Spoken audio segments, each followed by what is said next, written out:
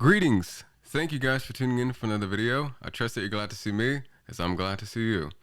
So, I've been wanting to review this book for quite some time now, and the reason that I feel so compelled to talk about it today is because I think it is a book that gets too much of a bad rap, and for that reason is not appropriately considered and often misunderstood.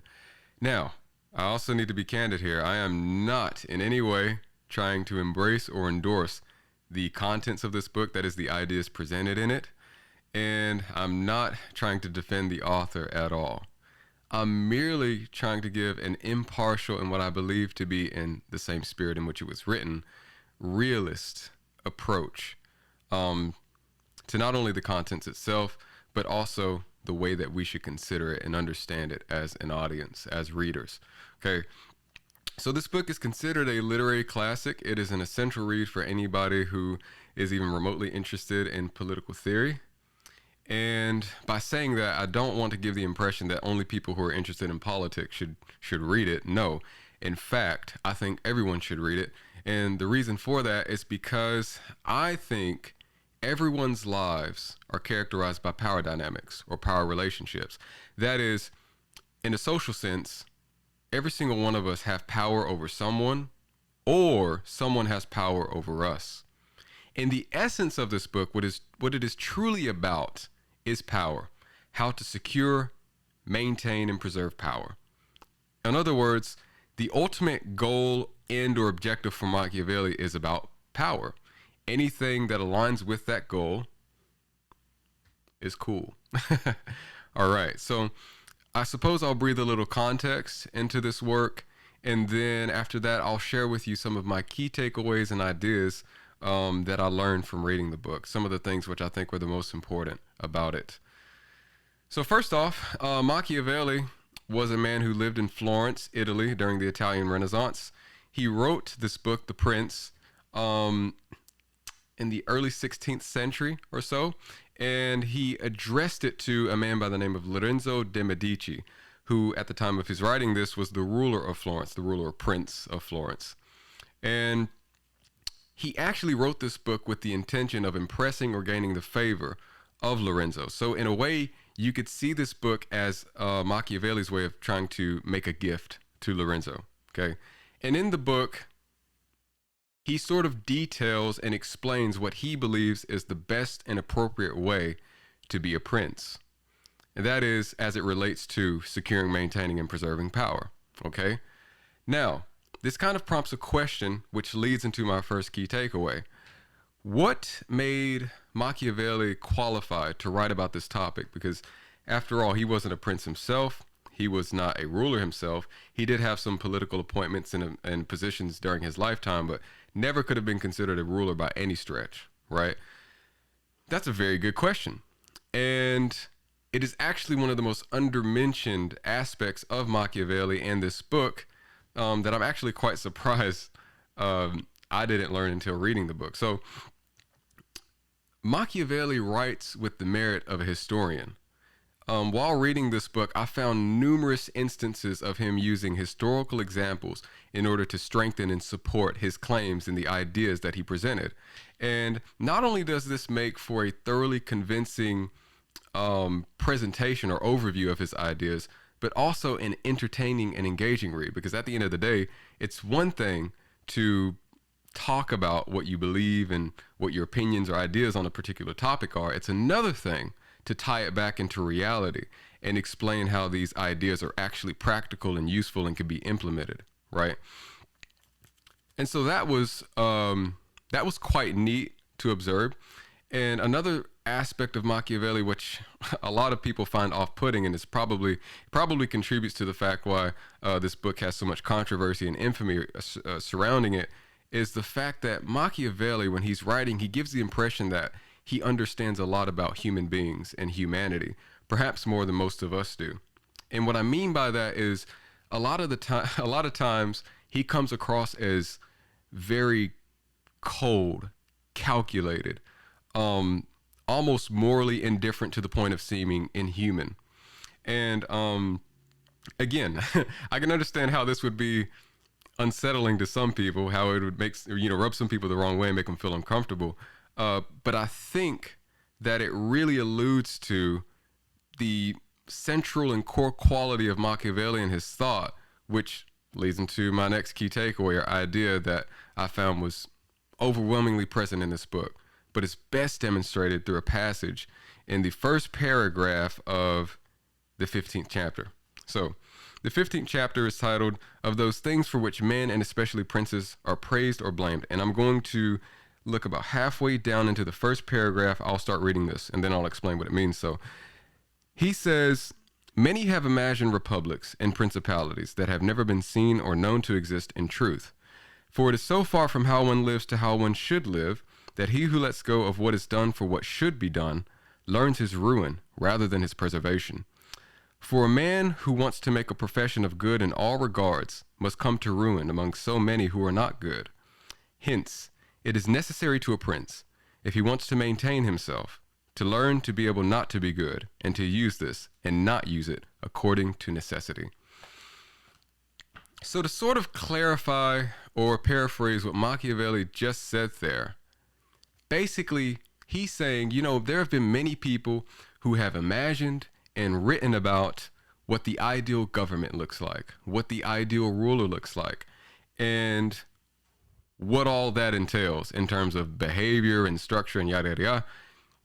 And basically, what he's trying to explain here is that a lot of those ideals are built on the assumption that a ruler can always make the quote right decision, the good decision, do the right thing in order to secure that main end or objective of securing, maintaining, and preserving power. Basically, what Machiavelli is suggesting here is that the question we shouldn't be asking, that is as a ruler, is the course of action in question good or bad? No, that's not the question. The question that we should be asking, according to him, is the course of action useful and necessary to attaining the appropriate end, right? Which we have already determined is the securing, maintaining, and preserving of power. Now, to further reinforce this point, I think a historical example in the fashion of Machiavelli would be of use to us. So I think most people remember the conflict between Japan and the United States during the Second World War and how that conflict ended with the tragic bombings of Hiroshima and Nagasaki. Now, that action ultimately entailed the killing of civilian men, women, and children, an action that I think most people would agree was immoral. But one of the things that we must consider here, which will come full circle in just a second, is the fact that the United States at this time was facing a dilemma. They could either pursue the course of action that they did, that is nuke Japan and bring the war to a decisive end, or protract the conflict, possibly embark on a land invasion of Japan, which would have definitely entailed probably the killing of innocent men, women, and children, and also a lot of carnage and casualties on both sides, that is American and Japanese sides, right? So why am I saying this? Why am I using this point? First off, I want to note that in war, well, war sucks. In war, there really is no quote good, bad option. And it perfectly demonstrates how a power, how a prince, how a sovereign, how a nation can be put into a position in which they have to lay morality aside and make the decision in the best interests of securing, maintaining, and preserving power. Because ultimately, once the United States nuked Japan, they did what they did, they were able to win the war and impose their terms in the aftermath. Now, if anything that I've said seems disturbing to you, if it seems unsettling to you, if it rubs you the wrong way, I want to encourage you to remember that you are good to feel that way. I feel the exact same way. I think it's very cold and inhuman to think that we have to inevitably, at least as rulers, we have to inevitably encounter a decision in which there is moral uncertainty or moral controversy or just downright moral wrong actions, right? Immoral actions. But I also want to caution you as well as myself to remember this. The world is not sunshine and rainbows, okay? And there are people with power, both domestically and abroad, who may have ill intentions. And it is important for us to not be so blind and naive as to assume that people with power will always do the right thing, that they'll always have other people's interests in mind. Because here's the thing, history teaches us that there are one, bad intentioned people, and two, good intentioned people who, despite being good intentioned, tend to do bad things. And so, everything that Machiavelli suggests here, despite the fact that it has often invoked a lot of controversy and led to some really bad moral implications, the fact is that it highlights reality.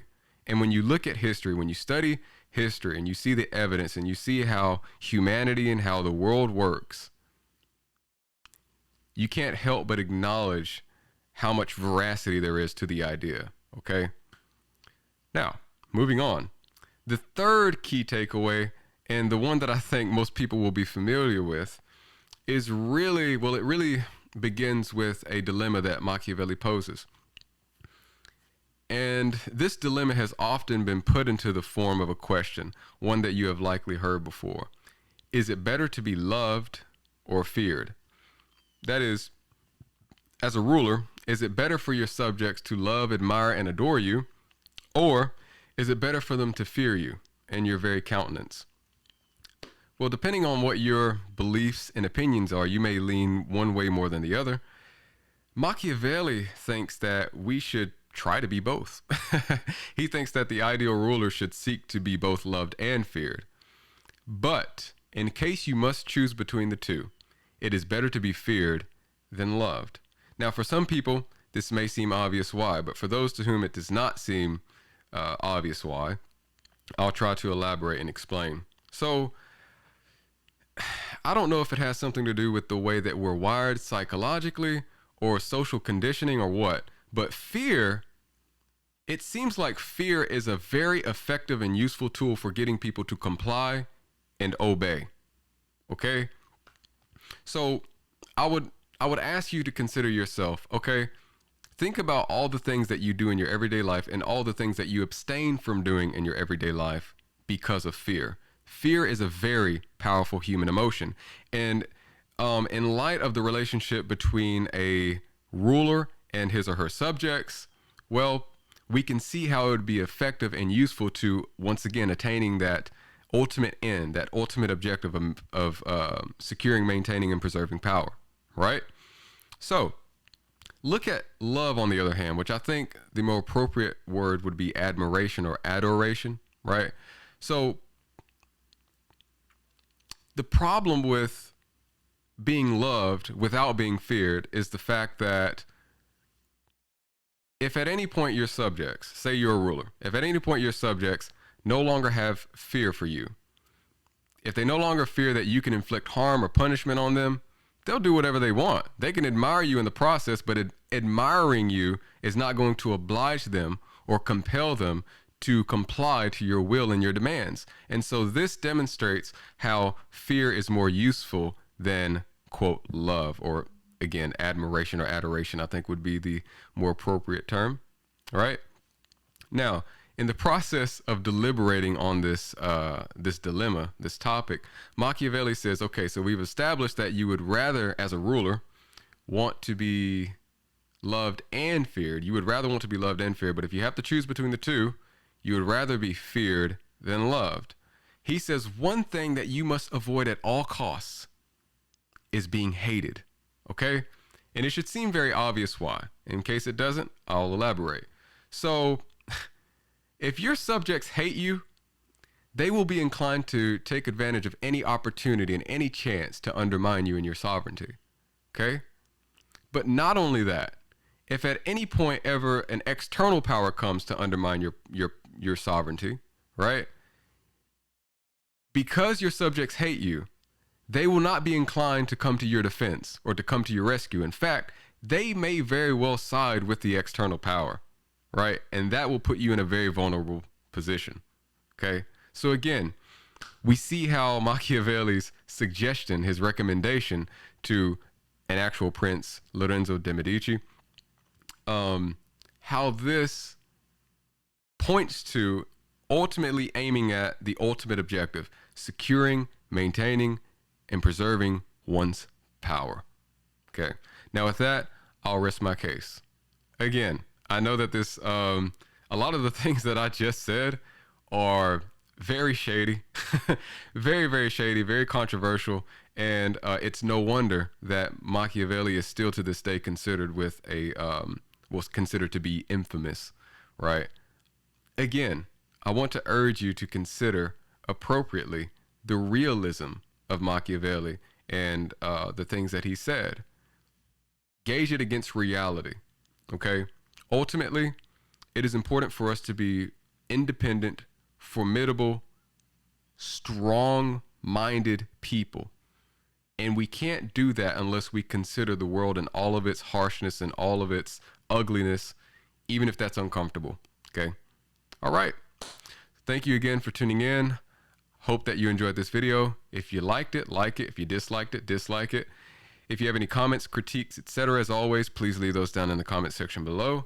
And if you want to see me do more content like this, please let me know. If you want to see a particular book review, let me know what books you would like me to read and review. And I'll do my best to honor those requests. Okay, till next time. Bye-bye.